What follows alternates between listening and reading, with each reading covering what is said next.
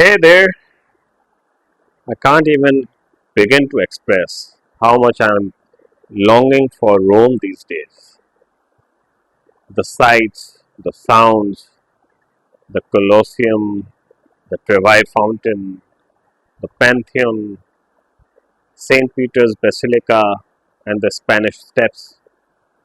They're etched in my memory. It's like being hit with a wave of nostalgia, especially considering I was there during last year Rome Masters in 2023. Let me paint you a picture of the atmosphere. It's nothing short of electric. The vibe is incredible and there's so much going on. Picture this. On one court, they're running kids sessions, keeping all the little ones engaged in tennis activities. But it's just not confined to the courts. Even the walkways are bustling with tennis activities.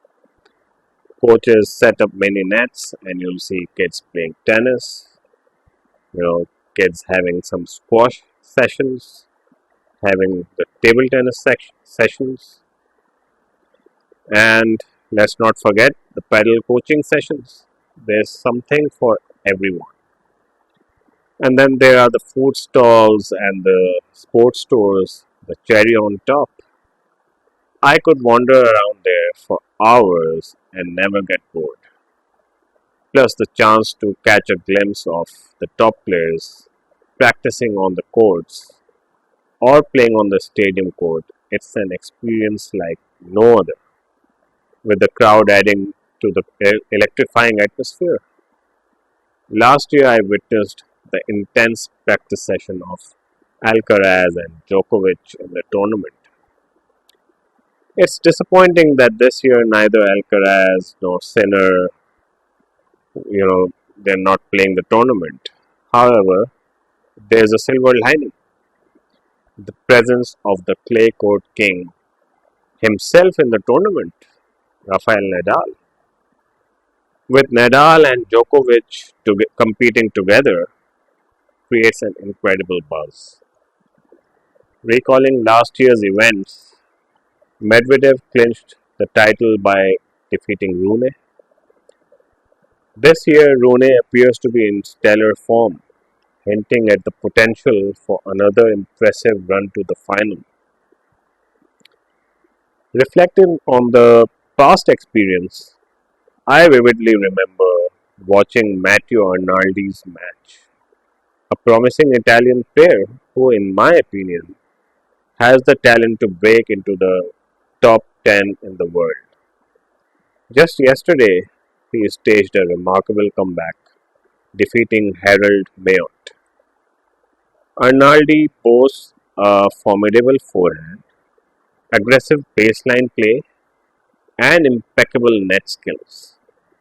Although he occasionally lets his emotions get the better of him, with composure in crucial moments, he could easily solidify his position among the elite top 10 players.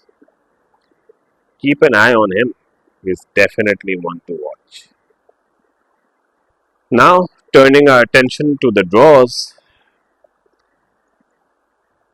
Djokovic, positioned at the top of the draw, is poised to encounter Casper Ruud in the quarterfinals. Should he overcome Ruud, who is displaying exceptional form, Djokovic is expected to face Alexander Zverev, provided all seeded players progress as anticipated.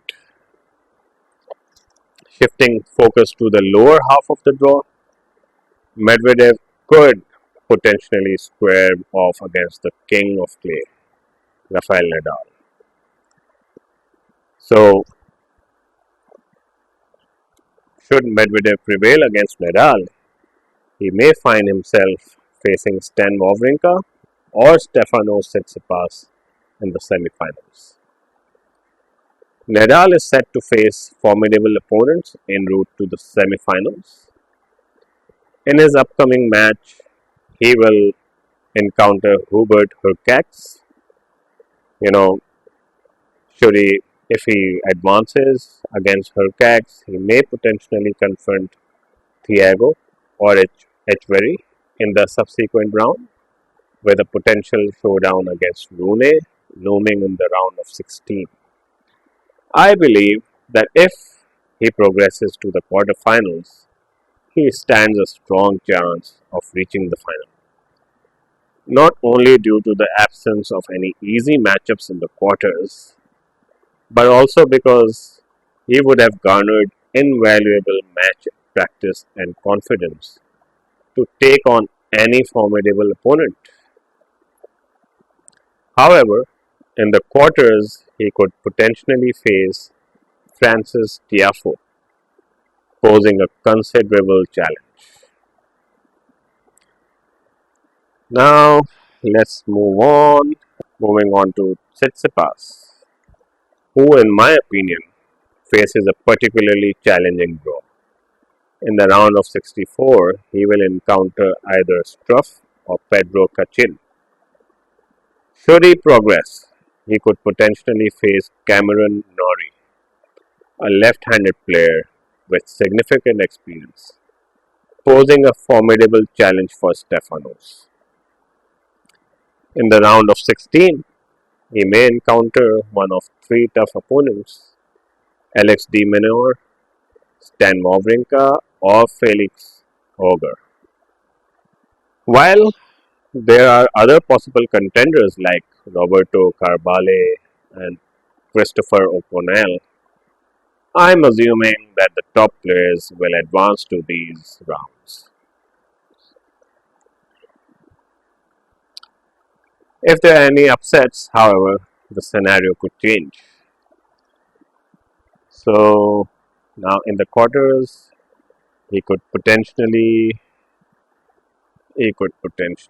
face Matthew Arnaldi if Arnaldi also advances to the quarters. Or alternatively, my other pick for quarters alongside Stefanos would be Hugo Humbert. A clash in the semifinals could potentially occur with Nadal or Hurkacz. Alexander Zverev could Alexander Zverev could potentially face Denis Shapovalov in the round of 32. This match promises to be intriguing, as Shapovalov has the potential to cause an upset. Assuming Zverev emerges victorious, his subsequent match could be against Alexander Bublik. Bublik's victory over Shelton in the Medved Open suggests he is confident and ready to put up a strong fight. In the round of 16, Zverev might encounter Taylor Fritz, Lorenzo Musetti, or Grigor Dimitrov. While other outstanding players could replace them, these are currently my picks for potential opponents against Zverev. Moving to the quarterfinals, Zverev could face Djokovic or Casper Ruud. In my view, if Zverev advances past the quarterfinals, he stands an excellent chance of clinching the title. So those were my selections for this tournament at this moment. As the rounds progress, there may be some changes and there may be some adjustments, and I'll keep you updated on them. My forecast for this tournament is a potential final between Djokovic and Tsitsipas or Djokovic and Medvedev. I still have reservations about Medvedev's injury and how much he has recovered. I have no idea. But if you found this insightful, don't forget to subscribe. Catch you in the next video. Bye bye.